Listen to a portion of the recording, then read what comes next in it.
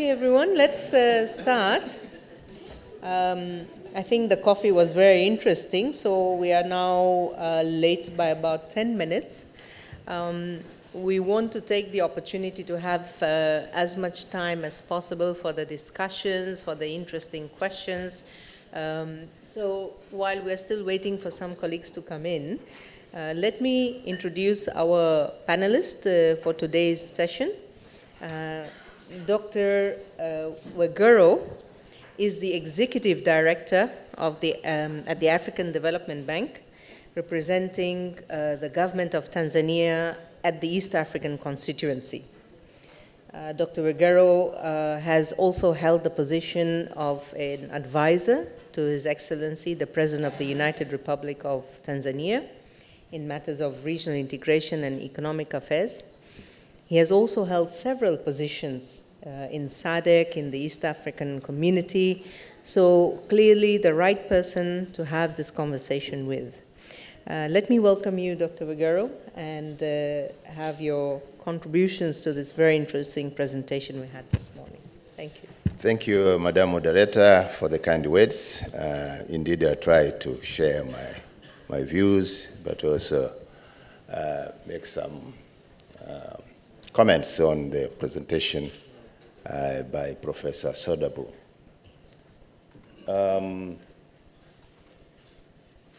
First, let me thank those who have prepared and coordinated this constructive dialogue, and IDF, and also for inviting me to be part of this discussion. Well, I represent the government of Tanzania, but also I represent the other 6 countries equally. So it's not that I'm representing only Tanzania at the board. I represent Tanzania, Rwanda, Uganda, Kenya, Ethiopia, Eritrea, and Seychelles. And they are all equal. Having said that, now let me turn it to the subject of today. I want to commend again the keynote speaker for an informative, good presentation, because as you heard, the short introduction about my person is that I have been associated with regional integration for many years, over 30 years to be precise. And as a young officer, I worked with others to formulate the vision for regional integration in Southern Africa, starting with the PTA, which later became COMESA, and the SADC, with the double C, which became SADC with the single C, and then later with the East African community, first East African Cooperation, which was revived after the collapse of the first East African community in 1977, and the revival of the current East African community. And then I retired. Suddenly I'm here. So that's the short story. So, but also, Madam, colleagues, I wish also to applaud the bank for making the quest for Africa's integration a priority through its Integrate Africa strategy. The bank will scale up investments in some strategic areas that will see an accelerated, expanded, and deepened integration on the African continent. Let me, before I proceed, state that regionalism in Africa is work in progress. Of course, we are witnessing some shifts in other regional settings in the world. Our traditional friends in the north, I don't know where is north side. Yeah, they are struggling. You see, so instead of us exiting, we are integrating. So I think you know what I mean. So the bank is focused in this respect on integration is really highly commendable. We will witness in the coming few years the bank engaging itself in helping developing regional markets, power markets especially, brokering and coordinating regional infrastructure projects. Of course, the bank is doing that now, but I think it will be accelerated, you know, and further deepened. But also working with the other stakeholders to strengthen regional economic communities. Working with the national authorities to encourage and support regional soft infrastructure development, including cross-border investments, elimination of non-tariff barriers, harmonization of investment in engineering codes, and the standardization of quality assurance and certification standards. These areas of focus should bring synergy and complement initiatives by the regional member countries and other development partners. Of course, for you who have been following regional integration in Africa, it started some years back. It has been over 25 years of effective engagement among and between African countries in the States. And we trace this back to the Lagos Plan of Action for the Development of Africa in 1980, when this idea was first mooted. And the Abuja Treaty of 1991 formally created the REX, which has been now 25 years ago, with the aim of making them building blocks of the African economic community. And the continent has continued to search for the best formula that could see regionalism work and meet the expectations of our people across the continent. Today, we have 8 officially recognized RECs on the continent, recognized by the African Union. Sorry. We have first the Arab Maghreb Union, UMA, which was created in 1989.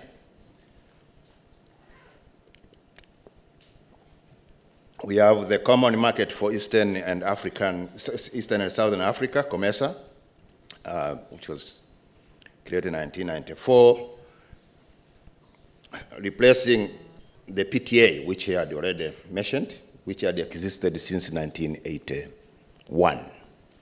Then we have the Community of Saharan States, CAN-SAD, which was created in 1998. The East African Community, EAC, revived in 1999 after collapsing in 1977. The Economic Community of Central African States, ECAS, which was created in 1983.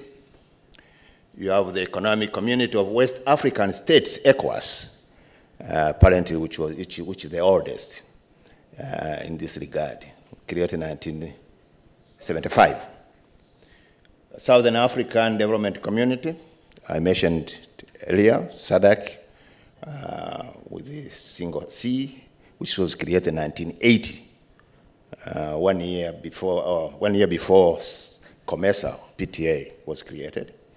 And it was created as a coordination conference. In 1992, transformed into a community. And the last one, the Intergovernmental Authority on Development, IGAD, 1986, succeeding the earlier Intergovernmental Authority on Drought and Development, IGAD with double D. This one is with single D. So all these RECs have projects and programs that over the years have made a difference in the lives of many people on the continent. Of course, you can Google and find out what has happened, and I do not intend to go into details on projects and programs because there are many.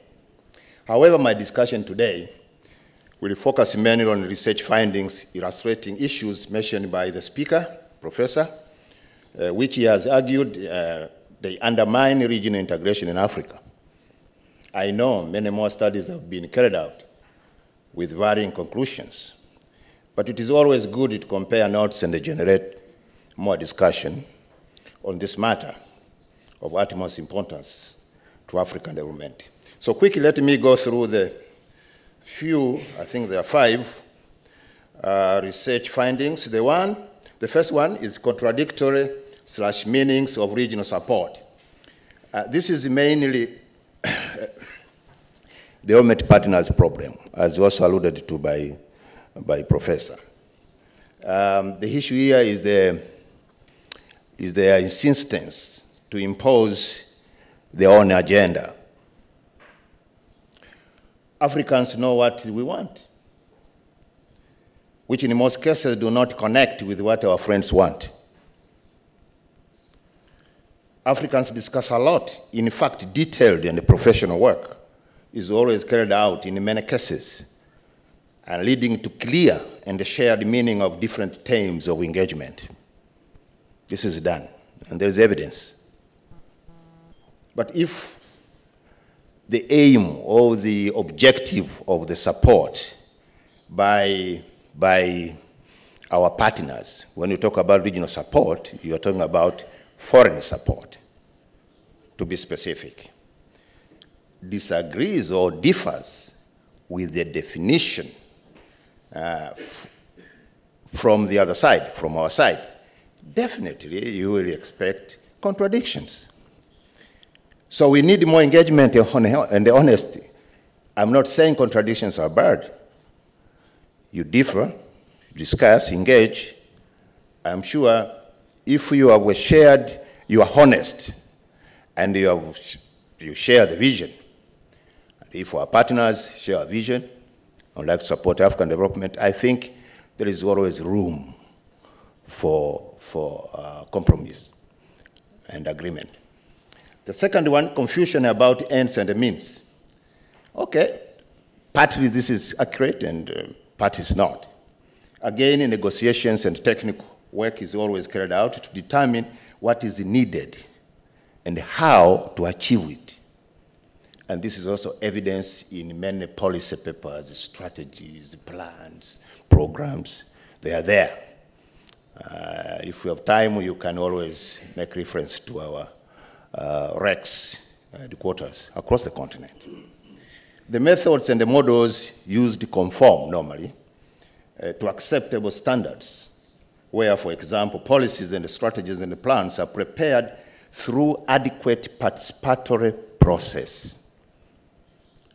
Even when consultancies are commissioned, their findings are always scrutinized through formal settings, having committees go through the results and then report accordingly to the decision makers, and eventually shared and owned as, you know, the issues or rather the direction which you're supposed to follow.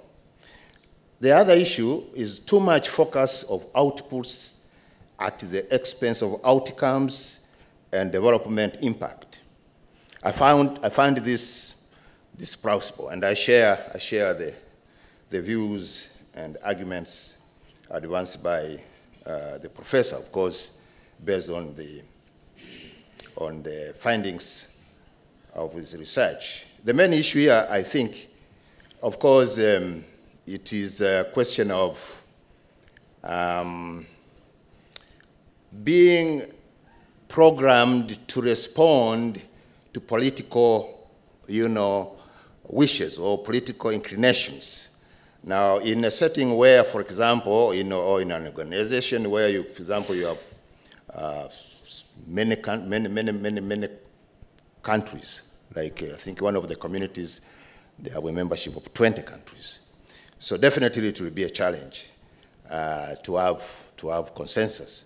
But I think discussions are always held, and even those disagreements are saved, and further discussions are always allowed to take place. So this is true that,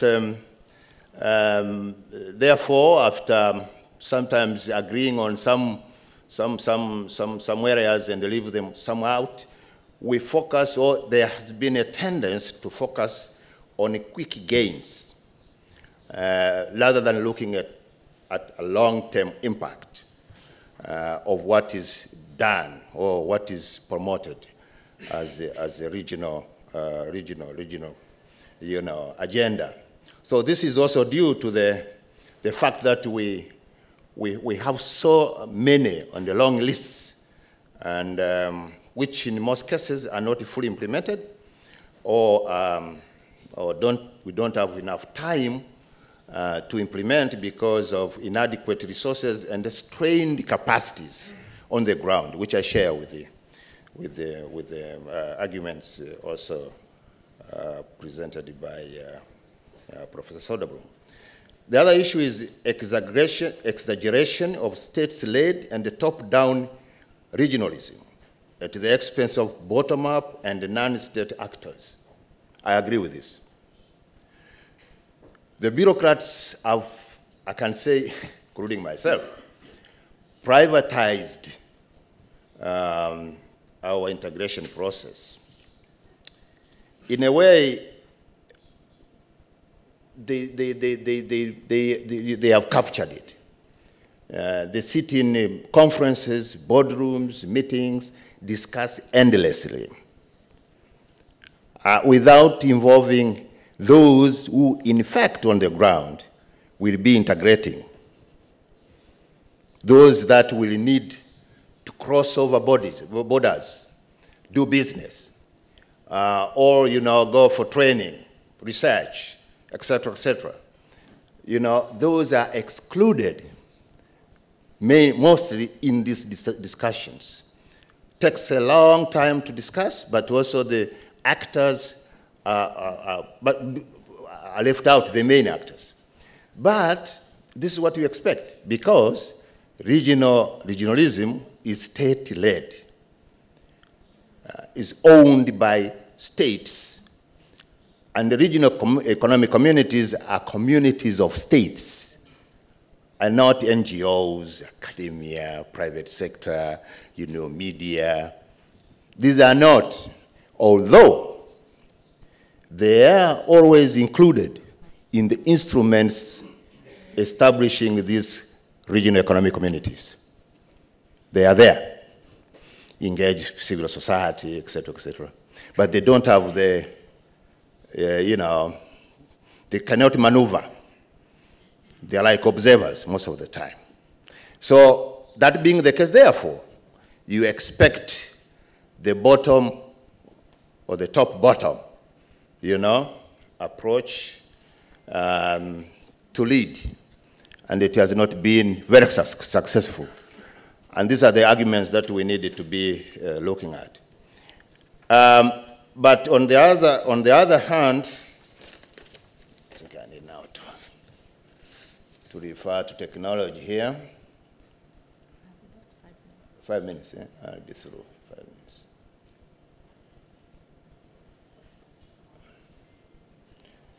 So we need, therefore, to engage non-state actors who have been left out in order to, to move faster, because they want normally, things to be done quickly, in order for them to succeed or make, especially those who do business, to make money. This will help, of course, to also equitably, share the benefits of integration. And the last one, the tendency among development agencies and donors in this field to act alone or design funding strategies and regional projects in a way that undermine long-term development. This is partly true. Certainly, of course, as I said earlier, the donors have got their own interests.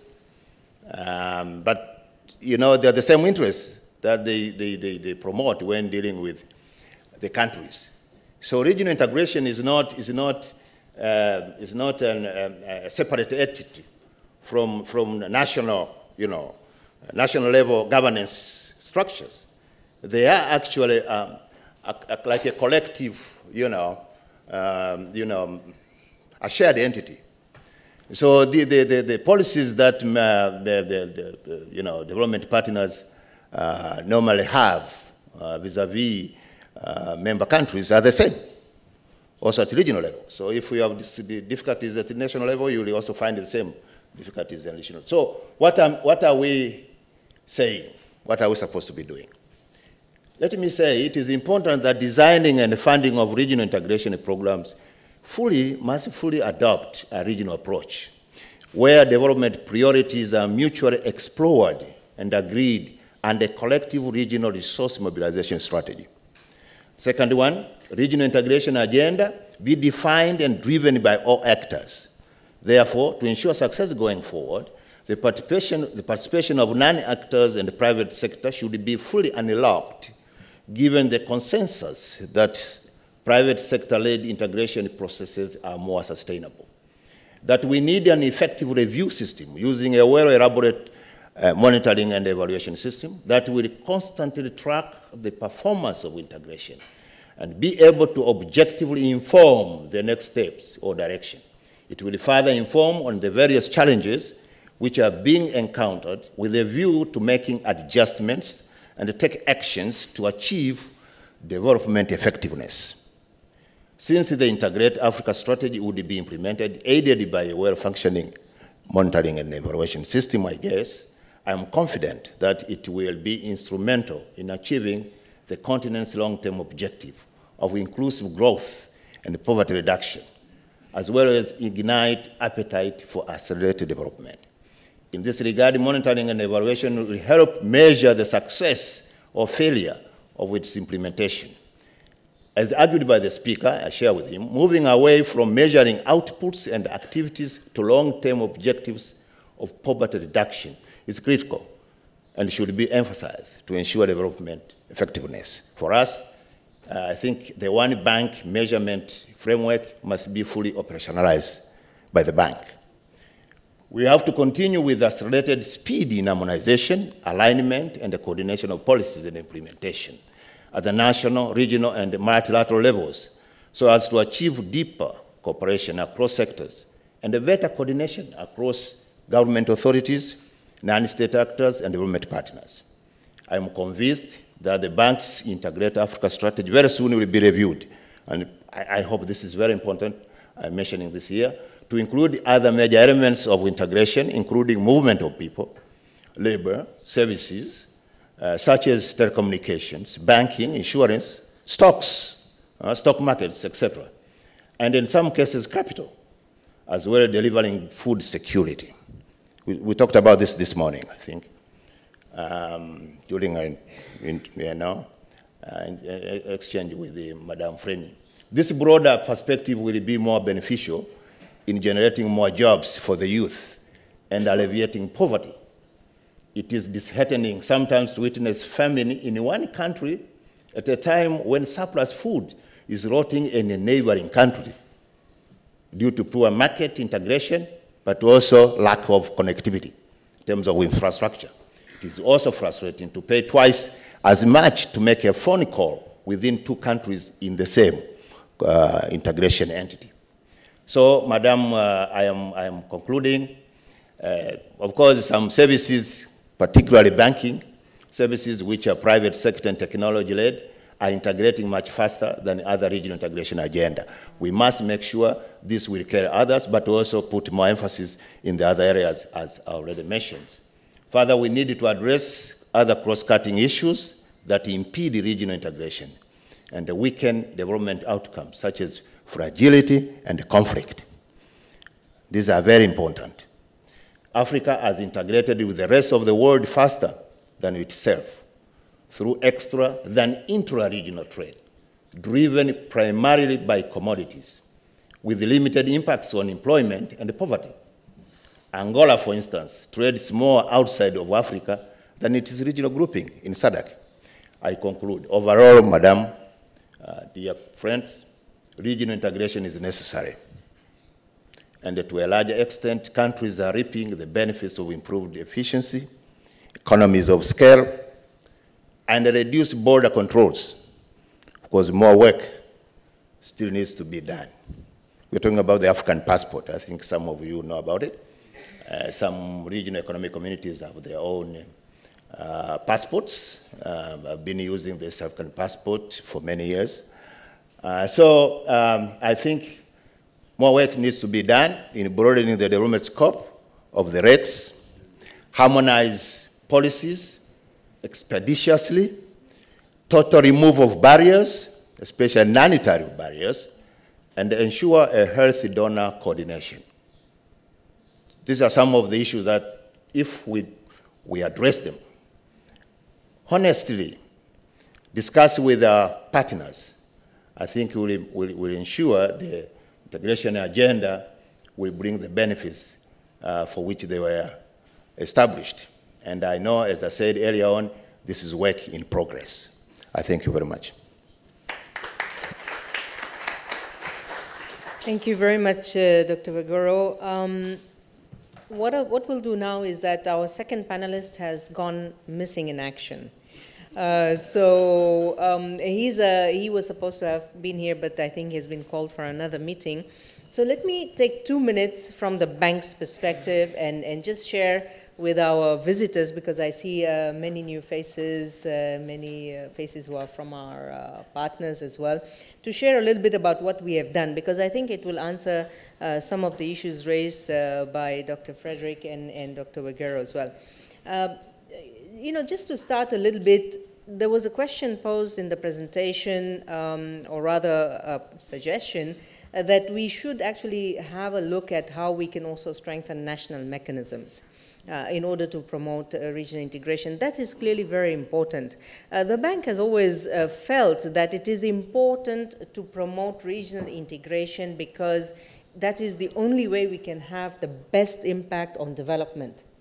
By having the investments that we still do at the country level, we still need to extend that across the regional sort of benefits. And we came to that realization mainly around the issues related to fragility and food security. And we saw in this region particularly, the issues related to conflict and fragility had really been an issue which really not only had an impact in West Africa, but the rest of the region, what we call the spillover or the bad neighborhood effect.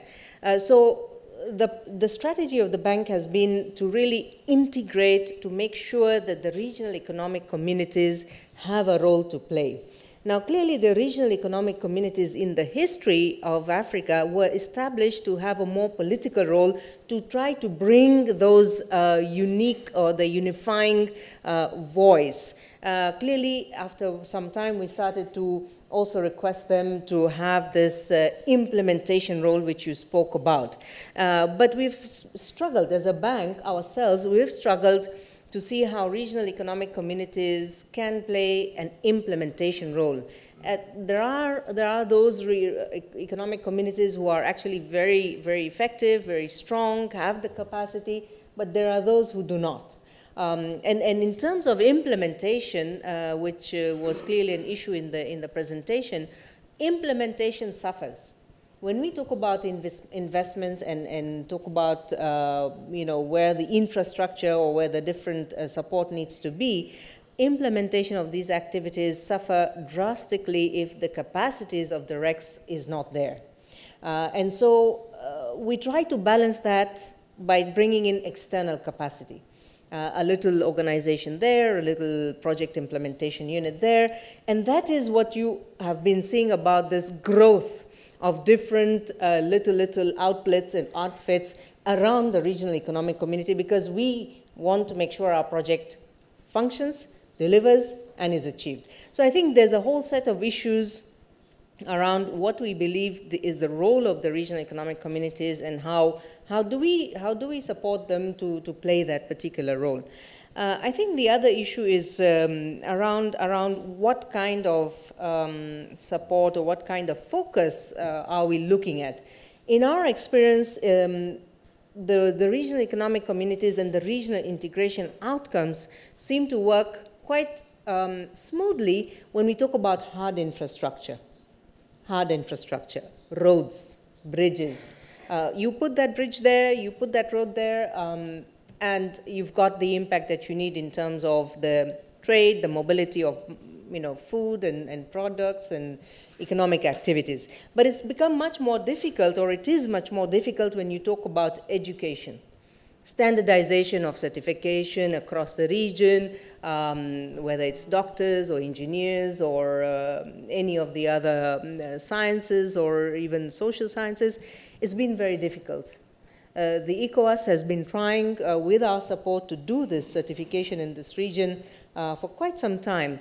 And it has taken them almost 3 years of dialogue with the ministers to agree that, yes, they want certification of certain disciplines, standardization certification of certain disciplines. So it is actually very difficult, specifically in this region, for example, where you have the Anglophone systems and the Francophone systems. So there are challenges. Health also is the same. I agree with you fully. The need for human capital is extremely important. And this is what we're trying to do in the Jobs for Youth in Africa, but trying to bring in that knowledge, the skills, the private sector as well across the region, to be able to work across the region. And in fact, that was an outcome of our recent West Africa ministerial dialogue. The ministers of West Africa, finance and employment, requested and endorsed by the Prime Minister of this country, said that we should have labor mobility as a criteria for economic union. And this is what we're working on. So I think there are a lot of potentials, but as a concept, regional integration, it is very important, but we still need to look at exactly what we're looking to do in terms of regional integration. We mistake the fact that we put a road there as having achieved regional integration. We mistake the fact that we've put a border post as having achieved regional integration. So I think this dialogue is going to be very important. As Dr. Wegoro said, we're coming up with our own regional integration strategy papers, which try sometimes to define this. But let me stop here very quickly and ask Professor Frederick to respond to a few issues, and then we'd like to open up the floor for questions. Thank you. Sorry. Thank you, Dr. Wegoro and Chair, for all these great comments. And they stimulate discussion, and I think that we are in agreement on several important issues. I started out my presentation saying that regional integration is absolutely necessary. It's important, we need it. Regional cooperation and integration will help to solve Africa's development challenges. It's necessary. However, there is a lot of evidence that the mechanisms, that is, the regional organizations, especially the AU and the REX, they are not performing optimally. There are many problems. There is a problem of implementation, and so on. And we cannot discuss Africa's integration and these organizations without taking into account the funding of these organizations. 90% of the AU is funded from the donor community. My project I mentioned, we are trying to evidence all these flows. We can look at the budgets of the organizations, but they are funded from outside, with very few exceptions. The ECOWAS tax is provides some autonomy and strength, it seems, to ECOWAS headquarters. But SADC, the AU, and so on, they don't have that type of self-funding. So a few countries support, from Africa, support the Africa Union budget. The rest is from outside. And therefore, it's very important to understand what's happening in the development banks, the funders and the donors. And many of these donors, they say, we don't want to work with the RECs.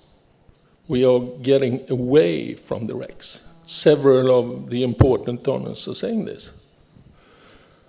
EU has been the most important funder of the RECs.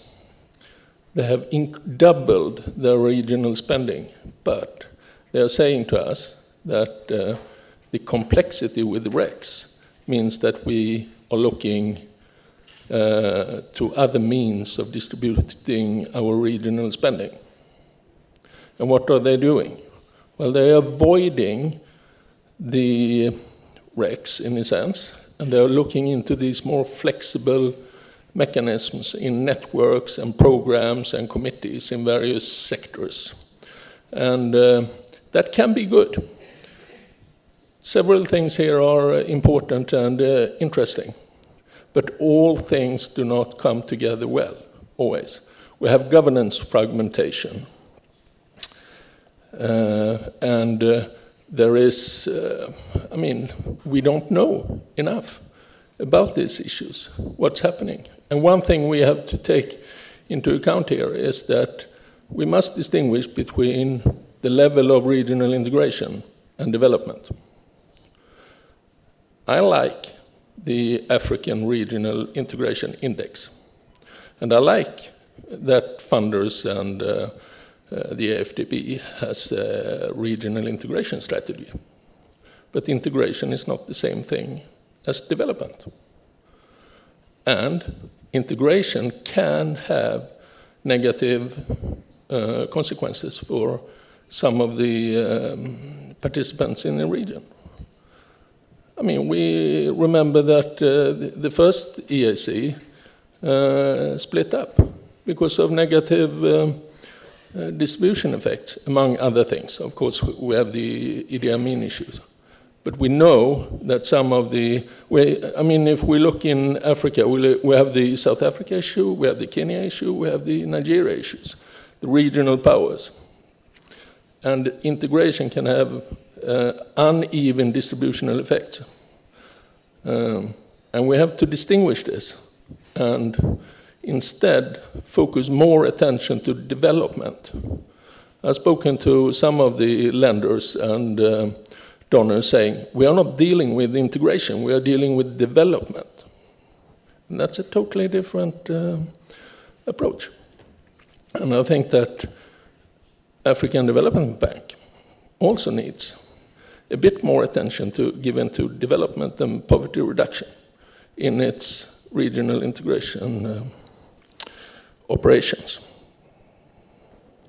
Therefore, integration seems to be an end, not an, integration seems to be a means towards the end, right?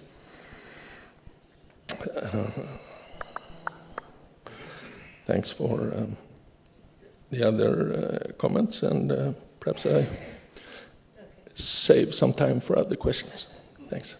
Great, thank you so much. Obviously, you can see both of us here trying to, just stay in control and not try to respond immediately. So, but let me, I think that's very interesting, the points you make, because clearly this goes back to the understanding of regional integration and the outputs that you spoke about as versus outcomes. And I think this is an important perspective, because clearly regional integration is not as tangible as national. we have certain national priorities, and when you invest in them, you see the change in the countries, you know that certain outcomes have been achieved, the impact is there. Regional integration needs a lot of work from the different countries, especially when you have countries with different capacities and you know, implementation or sort of even socio-economic profile. So I think clearly that is an area that we need to think about a little bit further if we're going to talk about tangible regional integration. Let me see if there are some comments before I ask Dr. Wegara to also sort of chip in with some ideas. Yes, Mr. Majomo. Yes, the speaker here. Oh, the lady there. Okay, let's take a few questions at a time so we don't have, yeah. So, cool.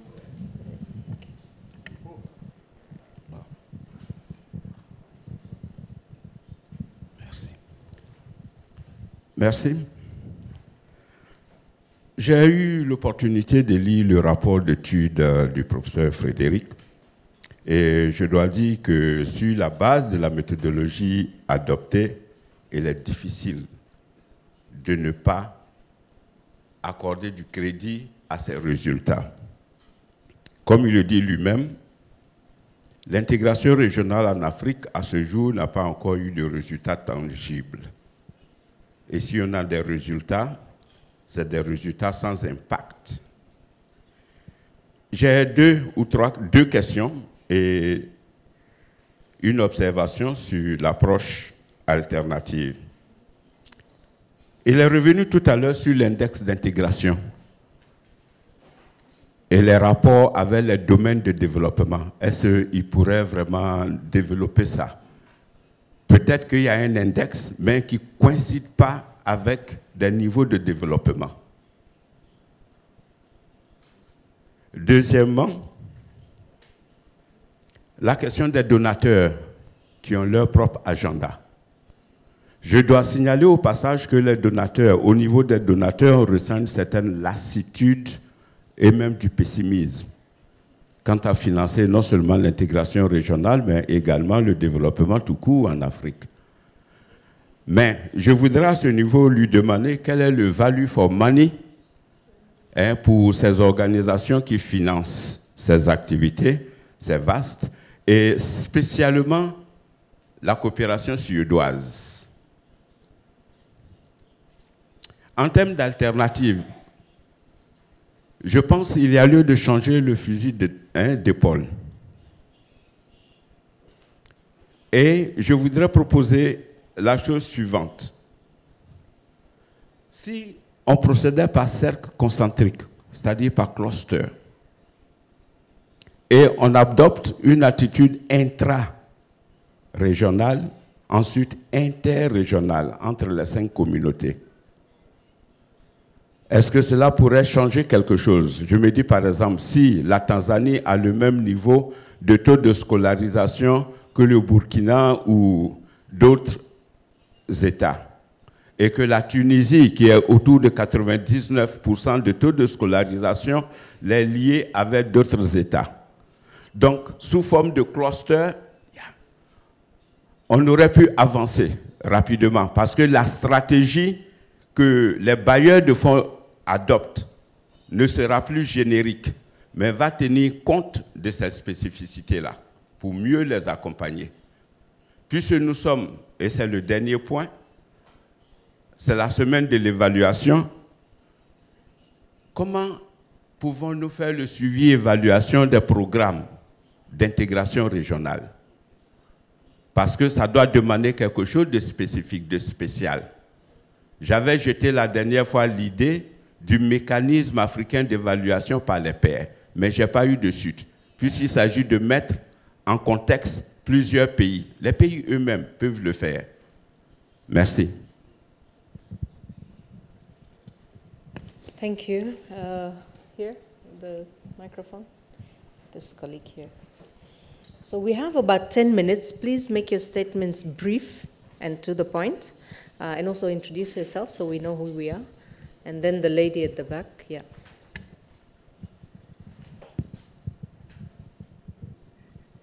Okay. Je me présente d'abord, je suis M. Sangaré Ibrahim, universitaire géopolitique à l'université de Roi Saoud, université à Riyad.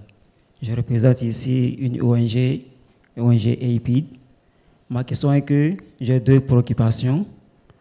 Comment pouvons-nous mener l'intégration africaine alors que nous n'avons pas tenu compte des jeux politiques de tous les pays?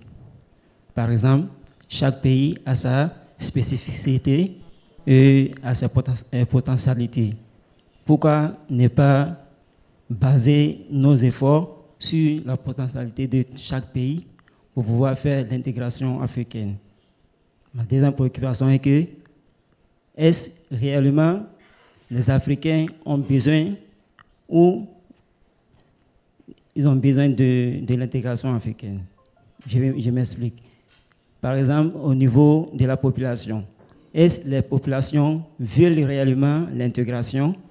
Est-ce que les commerçants ivoiriens vont vendre leurs marchandises, par exemple, au Bénin, au Togo, qui préfèrent aller vendre au Bénin, au Togo, qu'aller vendre en Afrique du Sud ou aller vendre en Europe, par exemple? Est-ce que nous avons réellement la volonté politique d'intégrer? Sur le plan politique, est-ce que nos politiciens ont réellement le besoin de l'intégration africaine? Ils expriment vraiment les besoins de l'intégration africaine, puisqu'il n'y a pas de volonté politique à nos yeux. C'est ma question, Gala.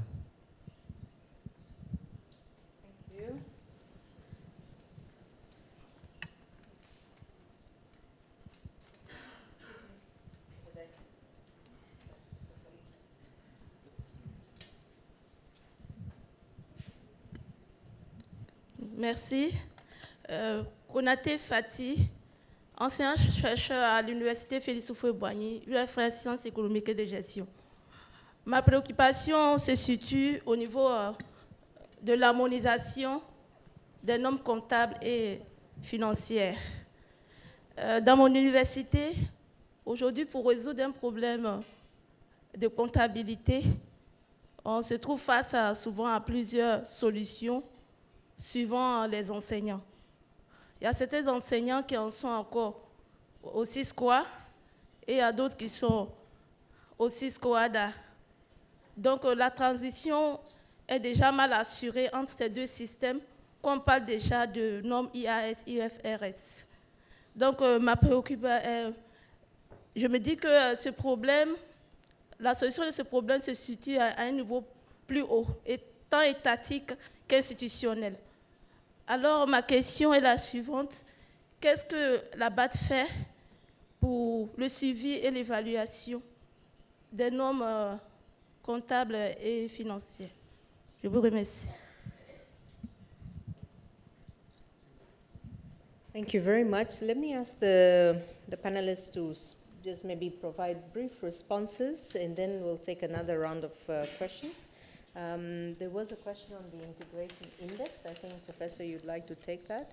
There was a question on the value for money for donors. Maybe Dr. Waguro, you'd like to speak on that. And then, of course, the political will.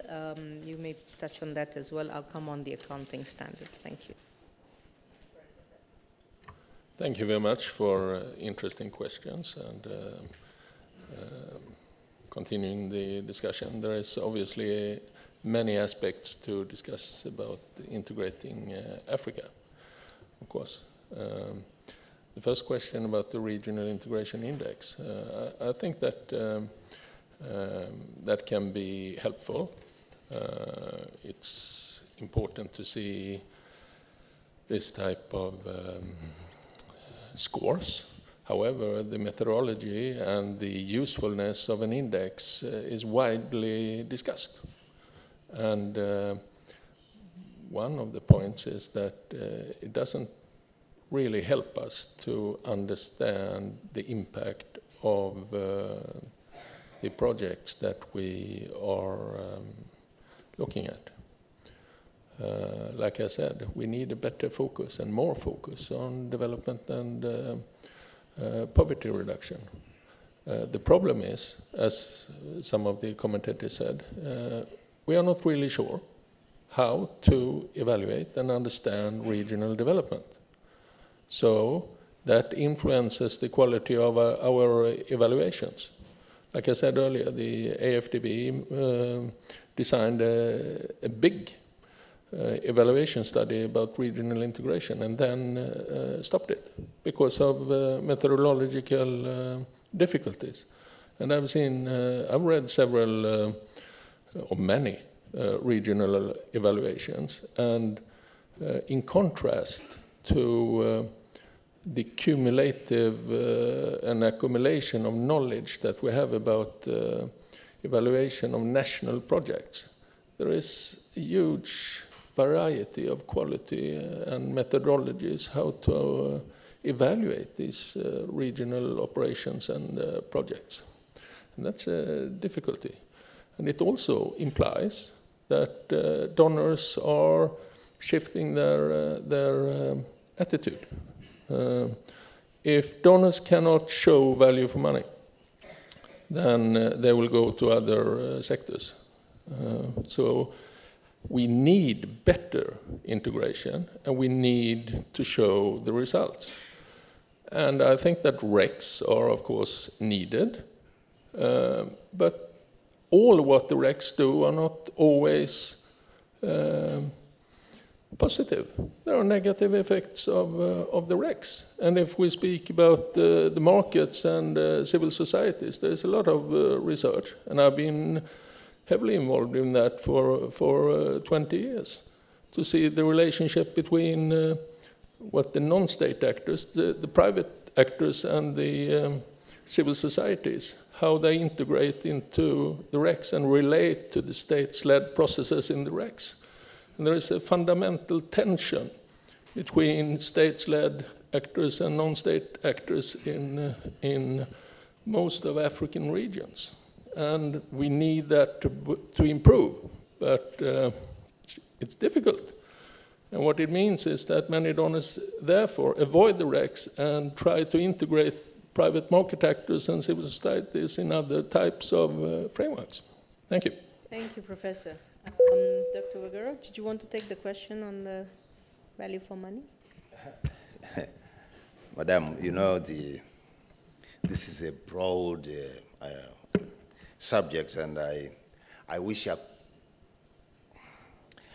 would have brought some evidence on the ground here and illustrate, demonstrate, you know, what is happening on the ground.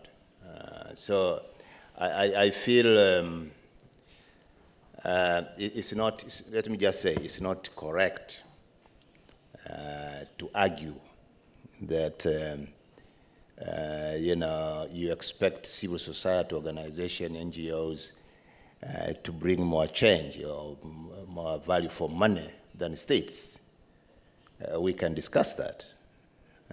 This is not correct. I'm sorry to say that, because we have seen, you know, there are so many issues you need to look at here. You know, the coverage of these so-called civil society organizations, NGOs, and who actually they are working for who, you know. We can also be honest on these matters, but probably today is not the subject for discussion. But let me just give one example, only one example. There's a road connecting Kenya and Tanzania now, from Nairobi to northern Tanzania, to Arusha. I know some of the bank staff have been to that part of my constituency. Before that road was built, of course, there are difficulties in terms of, you know, interaction between Kenya and Tanzania in terms of travel, but also movement of, you know, business. And now, after that road was, you know, was opened, there has been a lot of trade between the two countries, and by implication in the entire East African community. And there are so many other roads being built by support from the African Development Bank, connecting the two countries. So these are projects going on, power interconnectivity, and we have improved power supply, and even improved the the quality of the power itself, you know, fuel losses, etc., through regional projects. So they are there. So I hesitated to really, you know,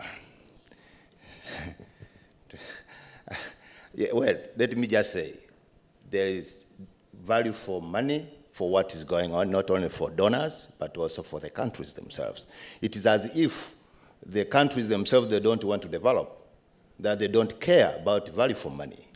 They care a lot, big time, I can assure you.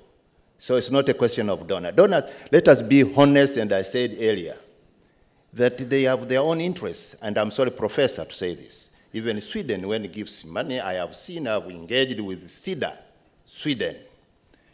They tell you what the Swedish government wants, because they have also stake in it. You know, you want to support and see that what you are supporting is actually bearing fruits. So it is it's a give or take, but also, you know, something which is shared. So I argue and think that it is proper. That's why I talked about engagement, that the donors and the countries in Africa continue to engage and discuss what is good for the continent and what is also will be good for, will have value for money for both donors and the continent. The other point I wanted to talk to just quickly respond to is the political will. On this one, we can also discuss. I mean, it is not correct to advance a point of negativity in terms of commitment by our governments. I mean, I don't think that heads of state will meet somewhere and sign an agreement, and then when they finish signing, they say, we have no will. It is like, I don't know how I should put it. It's like we don't respect these people, trust them, you know, they don't care about their own people, they don't care about their development. They're also spending money, because there's a notion here of thinking these integration processes are funded by donors alone. It's not. When we call meetings to Abuja, or ECOWAS meetings, summits, countries participate, countries pay. In fact, they pay the salaries of their people working in those regional economic communities, and there are many, big time. And we have figures. So it's not that, no, this integration process is funded by donors, there's no political will. It's not. But the issue here, as I said earlier on, is a huge process, and it is work in progress, and that you must recognize there is sovereignty issue.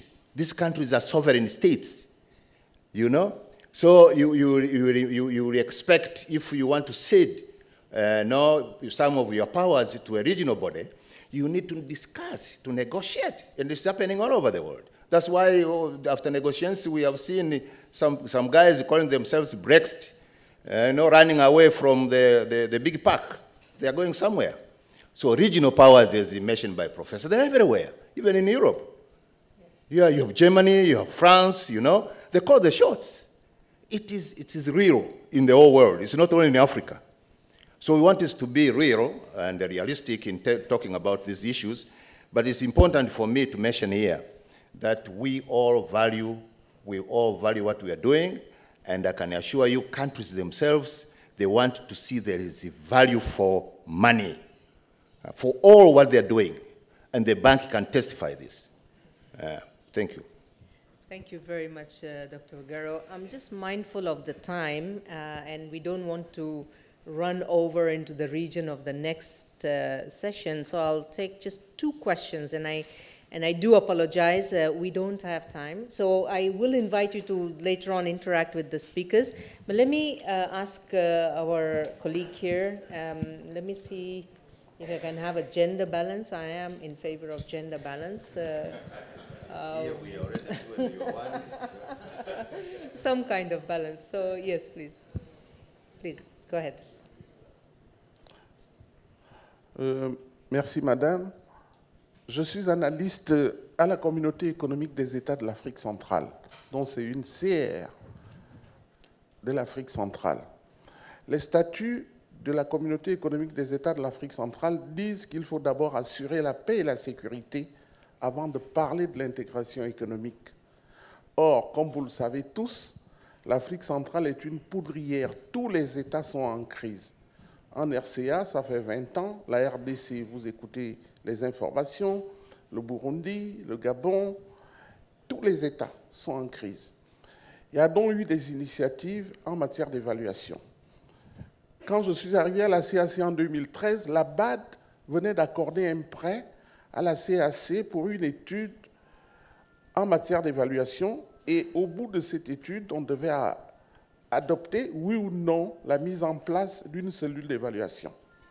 Il y a quelques semaines, l'Union européenne nous a envoyé également une commission pour faire à peu près la même étude.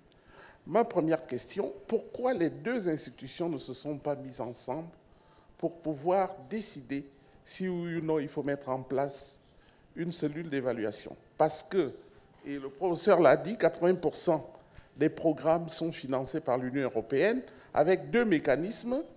Un mécanisme qu'on appelle Facilité Paix qui passe par l'Union africaine pour l'architecture continentale de paix, et un autre mécanisme qui est les dévis programmes qui sont financés directement depuis la représentation de l'Union européenne.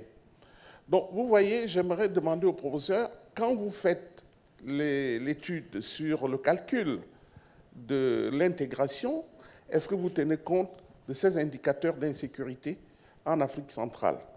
Deuxième question, est-ce qu'au niveau de la BAD et de l'Union européenne, pourquoi il n'y a pas de synergie pour pouvoir décider ensemble de mettre en place des structures de suivi et évaluation? Concernant la volonté politique, je dois vous assurer que depuis que nous sommes là, nous avons quand même réalisé un certain nombre d'évaluations. Mais les recommandations ne peuvent être appliquées parce que nous sommes un secrétariat général simplement.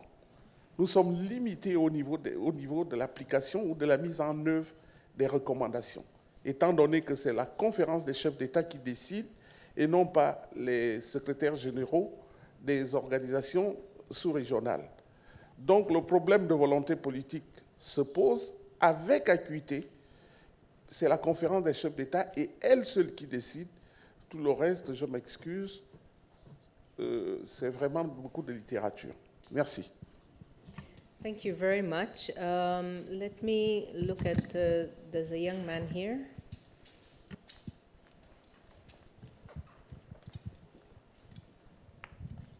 Ok, merci madame.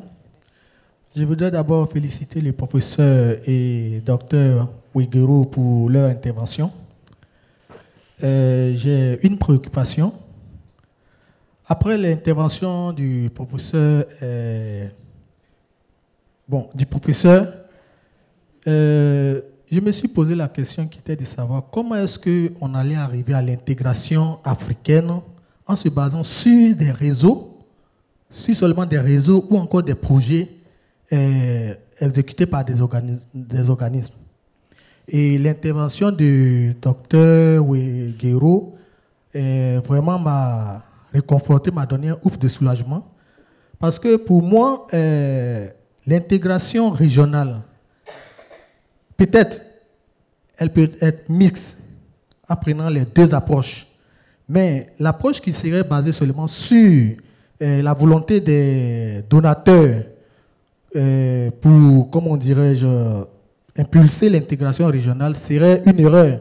Parce que les intérêts ne convergent pas forcément à certains niveaux. Et donc, ma question était de savoir, demander au professeur, je voudrais prendre par exemple, donner un exemple.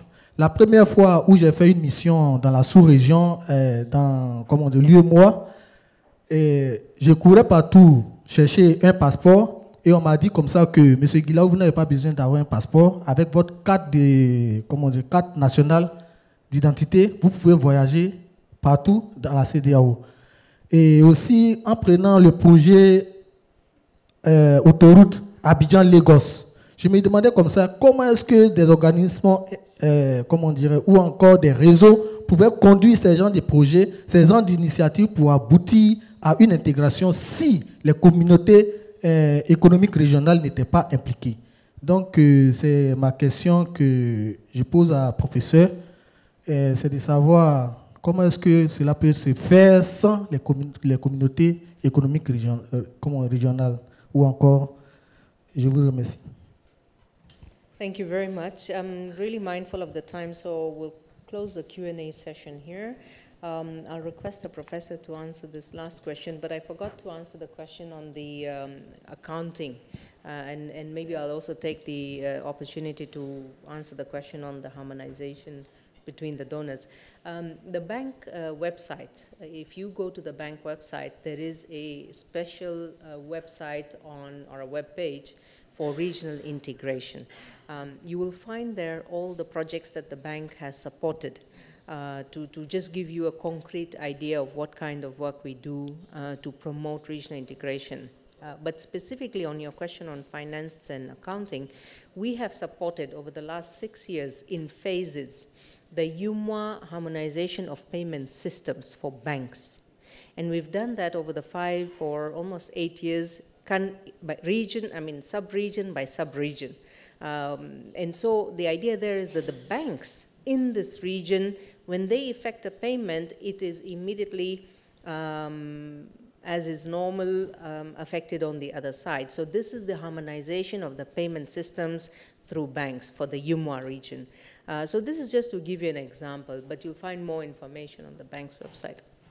On the issue of the harmonization, maybe from the ICAS region, this is to let, I mean, of course we harmonize. Nobody goes, the EU doesn't go by itself to ICAS and ourselves. We do harmonize, we also talk to each other, but I think we depend on the leadership of the economic community itself to tell us. That is an important part of this regional integration development outcomes. And I think it is a mistake to understand that you know, the African Development Bank comes with its own plan. We do propose certain activities, but you are the ones to tell us, no, listen here, the EU is doing this for us, you want to join us, you do this, which we do not have any funding for. So that complementarity is left to you, your leadership, and you're the ones to advise us. We don't come with a prescribed methodology or options for investment. So I'll just leave it there and ask the professor to answer very briefly. Thank you. Thank you for the questions and this discussion. These are important matters. They're also complex matters, and in my view, I think that the discussion during the last 20 minutes has exaggerated the differences between what I say and Dr. Veguero and some of the other commentators. I am a believer in regional integration, if you want to put it that way. I think we need the RECs. I don't think that the donors should and funders should drive or are totally driving these processes. What I've tried to say is that the donors are important and that they make very important decisions. And if they believe that the RECs have problems with implementation or any other mechanisms that have implementation problems, if they cannot see visible results, then they will go to other mechanisms. And if we once exclude the donors in this, we can see a shift of thinking among some of the African actors as well. They are, it's problematic if we have a deficit of implementation. And that's what I've tried to say. I